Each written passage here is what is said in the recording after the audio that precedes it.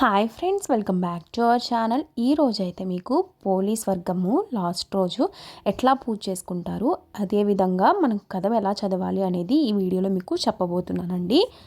రేపు అంటే సోమవారం రోజు పోలీ పాడ్యమి కదా. సో ఆ రోజు ఎలా చేసుకోవాలి పూజ అనేది, మీకు ఎలా చేయాలి అనేది చెప్తాను.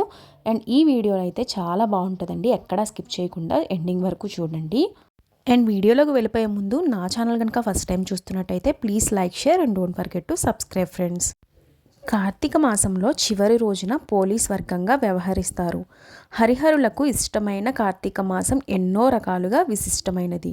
ఈ మాసం ముగింపు సందర్భంగా తెల్లవారుజామున నేతిలో ముంచిన ఒత్తులతో అరటి డొప్పలలో దీపాలను వెలిగించి నదులలో వదులుతారు. భగవంతుని ముందు ఉసిరికాయలపై దీపాలను వెలిగించి సాంప్రదాయంగా వస్తుందన్నమాట. ఈ రోజున మహిళలు ప్రాతకాలంలోనే లేచి స్నానాదులు ముగించి దేవాలయాల్లో పూజలు చేసి అనంతరం కోనేరుల్లో దీపాలను వెలిగించి వదిలిపెడతారు. బియ్యం పిండితో చేసిన దీపాలను ఎక్కువగా వాడుతారు. ఎన్ని ఆటంకాలు కల్పించినా నిర్మలమైన భక్తితో శ్రీ మహావిష్ణువుని ప్రార్థించి పోలీ వైకుంఠానికి చేరుకున్న రోజున పోలీస్ వర్గంగా పండుగ నిర్వహిస్తున్నారు. అసలు ఈ పూజ ఎలా చేయాలి అని అంటే, తెల్లవారుజామునే లెగిసిన తర్వాత ఇంటి ముందు లేకపోతే మన తులసమ్మ దగ్గరైనా పద్మం ముగ్గు వేసుకొని దానికి పసుపు కుంకుమ అలంకరించి పువ్వులు పెట్టి నెక్స్ట్ మనము పసుపుతో వినాయకుడిని చేయాలండి. నెక్స్ట్ వచ్చేసరికి తులసమ్మ దగ్గర ఉన్న మట్టి తీసుకొని దామోదరుణ్ణి చేసుకోవాలి. పసుపు ముద్దకి బొట్టు పెట్టుకొని అక్షంతలు వేసుకొని మనము తమలపాకు పైన పెట్టుకోవాలి. అలాగే దామోదరుని కూడా బొట్టు పెట్టి మనం అక్షంతలు వేసుకొని ఒక దగ్గర పెట్టుకోవాలి తమలపాకులో. అండ్ మనం పద్మం మీద మనం ఒక గిన్నె పెట్టుకొని దానిలో కొంచెం వాటర్ పోసి అండ్ పువ్వులతో అలంకరించి అండ్ దానిలో పసుపు కుంకుమ సుగంధ ద్రవ్యాలు వేసి కొద్దిగా 2-3 కాయిన్స్ వేసి దానిలో గంగా గంగా అని 3 సార్లు చదువుకొని దండం పెట్టుకొని నెక్స్ట్ మనము ఒక కొబ్బరి చిప్పలో కానీ అరటి డొప్పలో కానీ మనము 3 ఒత్తులు లేదా 33 ఒత్తులు అలా వెలిగించుకుంటే చాలా మంచిదండి. 33 ఒత్తులు దీనికి ప్రత్యేకత అనమాట. పోలీస్ వర్గం రోజు లాస్ట్ రోజు మనం 33 ఒత్తులు వెలిగించాలి. ఎందుకంటే 30 రోజులు కాబట్టి కార్తీక మాసానికి 30 రోజులు మనము పూజ చేసుకోలేని వాళ్ళు కూడా ఉంటారు. సో అలాంటి వాళ్ళు ఈ పోలీస్ వర్గం నాడు ఒక్కరోజు చేసుకుంటే ఉన్న ఫలితము ఈ ఒక్కసారికి వచ్చేస్తుందనమాట. సో అందుకని ఈ నెలంతా చేసుకోలేని వాళ్ళు పోలీస్ వర్గం రోజు పూజ చేసుకుంటే చాలా మంచిది. అంతేకాకుండా మిగిలిన 3 ఒత్తులు ఒకటి వినాయకుడికి, ఒకటి తులసమ్మకి, ఒకటి దామోదరుడికి అని చెప్పబడుతుంది. అంతేకాకుండా మనము 3 ఒత్తులు వెలిగించాలి విడిగా. అంటే మనం పువ్వొత్తులు వెలిగించుకోవచ్చు, ఏదైనా ఒత్తులు వెలిగించుకోవచ్చు అండి. అంటే ఇంట్లో ఎంతమంది ఉంటే అంతమంది పేరున ఒత్తులు వెలిగించుకోవచ్చు.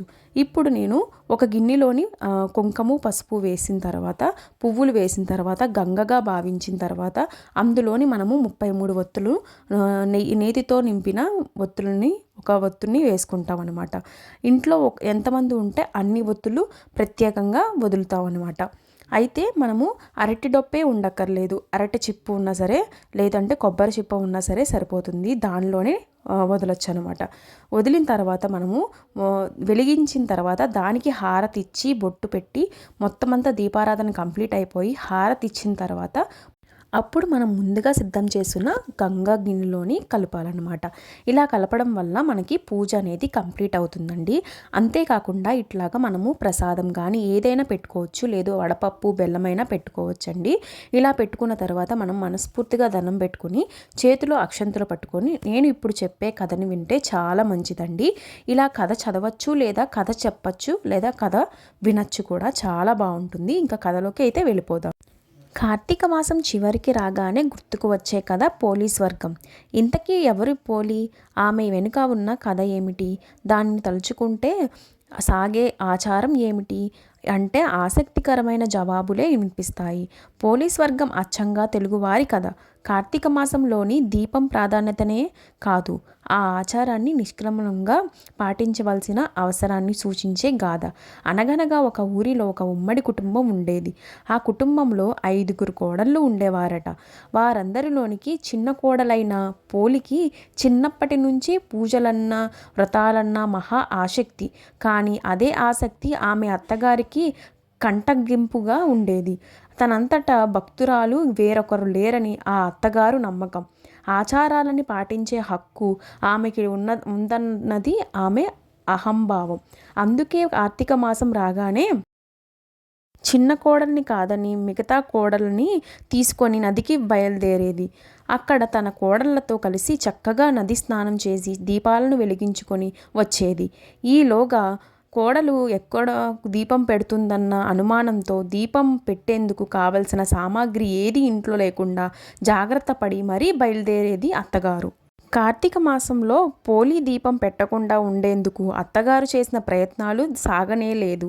పెరట్లో ఉన్న పత్తి చెట్టు నుంచి కాసింత పత్తిని తీసుకొని దానితో ఒత్తిని చేసేది పోలి. దానికి కవ్వానికి ఉన్న వెన్నని రాసి దీపాన్ని వెలిగించేందుకు ప్రయత్నించేది. ఆ దీపం కూడా ఎవరికీ కనిపించకుండా ఉండేందుకు దాని మీద బుట్టని బోర్లించేది. ఇలా కార్తీక మాసమంతా నిర్విఘ్నంగా దీపాలను వెలిగించేది పోలి. చివరికి అమావాస్య రోజు రానే వచ్చింది. కార్తీక మాసం చివరి రోజు కాబట్టి ఆ రోజు కూడా నదీ స్నానం చేసి ఘనంగా కార్తీక దీపాలను వదిలేందుకు అత్తగారు బయలుదేరింది. వెళుతూ వెళుతూ పోలి ఆ రోజు కూడా దీపాలను పెట్టి తీరిక లేకుండా ఇంటి పనులన్నీ అప్పగించి మరీ వెళ్ళింది. కానీ పోలి ఎప్పటిలాగే ఇంటి పనులను చకచకా ముగించుకొని కార్తీక దీపాన్ని వెలిగించుకుంది. ఎన్ని అవాంతరాలు వచ్చినా, ఎంత కష్ట సాధ్యమైనా కూడా ధర్మచరణ చేసిన పోలిని చూసి దేవదూతలకు ముచ్చట వేసింది. వెంటనే ఆమెను బొందిత స్వర్గానికి తీసుకొని వెళ్లేందుకు విమానం దిగి వచ్చింది. అప్పుడు ఇంటికి చేరుకుంటున్న అత్తగారు ఆమె కోడళ్ళు ఆ విమానాన్ని చూసి అది తమ కోసమే వచ్చిందనుకొని మురిసిపోయారు. కానీ అందులో పోలి ఉండేసరికి హతాశులయ్యారు. ఎలాగైనా ఆమెతో పాటుగా మేము కూడా వెళ్ళాలని స్వర్గానికి వెళ్ళాలనుకున్న ఆత్రంలో పోలి కాళ్ళను పట్టుకొని వేలాడి ప్రయత్నం చేసినా ఉపయోగం లేకపోయింది. విమానంలోనికి దేవదూతలు పోలికి మాత్రమే స్వర్గానికి తీసుకుని వెళ్లేందుకు నిష్కలమైన మనసు ఉందని చెబుతూ వారిని కిందకి దింపేశారు. ఈ నేపథ్యంలో తెలుగునాట స్త్రీలంతా పోలిని తలుచుకుంటూ అమావాస్య రోజున ఉదయాన్నే అరటి డొప్పలలో ఒత్తులను వెలిగించి నీటిలో వదులుతారు. ఈ నగర జీవితంలో మనకు దగ్గరగా చెరువులు, నదులు అందుబాటులో ఉండే అవకాశం లేదు కాబట్టి టబ్బులలో ఈ దీపాలను వదిలేలా ఆచారం రూపాంతరం చెందింది. ఇలా వదిలిన అరటి దీపాలను చూసుకుంటూ పోలిని తలుచుకుంటారు. కార్తీక మాసంలో ఏ రోజు దీపాన్ని వెలిగించలేకపోయినా కూడా ఈ రోజున 30 ఒత్తులు వెలిగించి నీటిలోని వదిలితే మాసమంతా దీపారాధన చేసినంత పుణ్యం వస్తుందని చెబుతారు. వీలైన అంత ఈ రోజున బ్రాహ్మణులకు దీపాన్ని కానీ స్వయంపాకాన్ని కానీ దానం చేస్తుంటారు. తెలుగువారు ఇటు పోలిని అటు దీపాన్ని కూడా శ్రీ మహాలక్ష్మి రూపంగా భావిస్తుంటారు. అందుకని చాలామంది ఇది పోలి దీపాలను అమావాస్య రోజున కాకుండా మర్నాడు వచ్చే పాడ్యమి రోజున వెలిగించుకుంటారు. పైగా ఈ సంవత్సరము 2024వ సంవత్సరము సోమవారం వచ్చింది కాబట్టి చాలామంది సోమవారం జరుపుతారు. ఇది తెల్లవారుజామునే జరుపుకుంటారు. దీపాలను వెలిగించుకోవడానికి సుముఖంగా ఉన్నారు. ఇది పోలీస్ వర్గం వివరం.